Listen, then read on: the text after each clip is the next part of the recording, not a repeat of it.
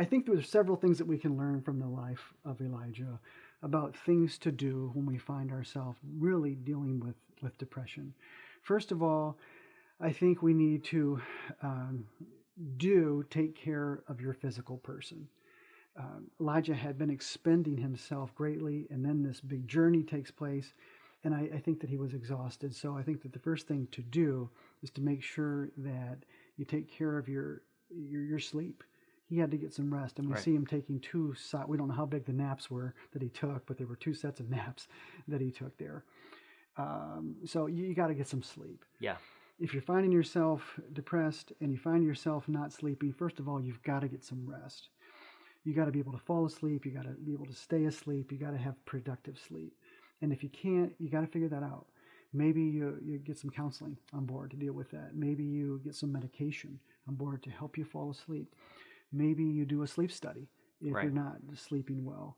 You've got to find a way to begin to rest, because rest is how our body is cleaned, and rest is how our body is repaired. That's interesting. I mean, I don't think most people would think, while I'm depressed, I need to go to sleep. Yeah.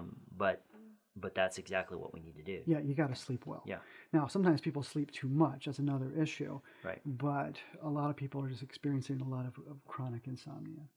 2, Elijah got some food.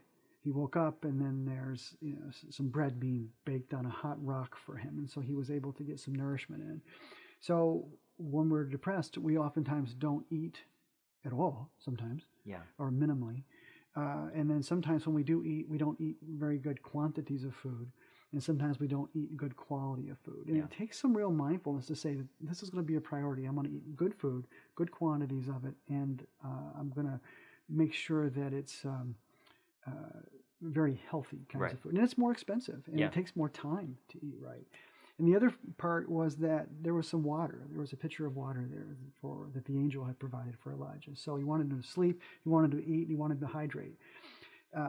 We don't hydrate very well as a people. And you have to mindfully hydrate. And if you only drink when you're thirsty, you probably are already behind the 8 ball at that particular point. So you probably need, rule of thumb is drink about a half an ounce of water for every pound. So if you're 200 pounds, you need to drink about 100 ounces of water every day. Wow, okay. So sleep, eat, and drink. Number 2, do get with God. I know in Christian circles, people see it as kind of a weak answer. Just get with God. But you truly do have to get with God.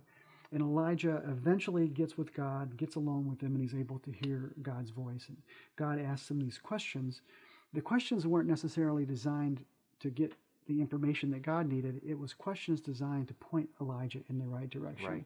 And interestingly enough, nowhere in this particular chapter do we see Elijah even reaching out to God to find out, God, what would you have me to do? Would you have me to leave for a while? Would you have me to stay?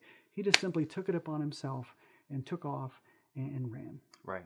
And it's not wrong to be away. In fact, a couple chapters earlier, he was in a lonely place, which was a good thing, but I don't think that was what God had for him in this particular setting. Okay. So do take care of your physical person, do get with God, and then through that process, I think you do get a different focus. Mm-hmm. When we're depressed, our brain gets kind of twisted and tricked.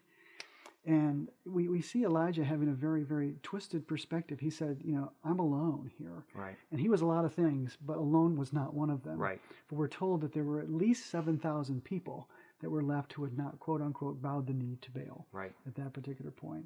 At least, that many. So the odds weren't good. There were still more that were kind of not following God than those that were. But there's a heaven and earth difference between being alone and being 7,000 plus. Yeah. So you've got to get a different perspective. So get a new focus.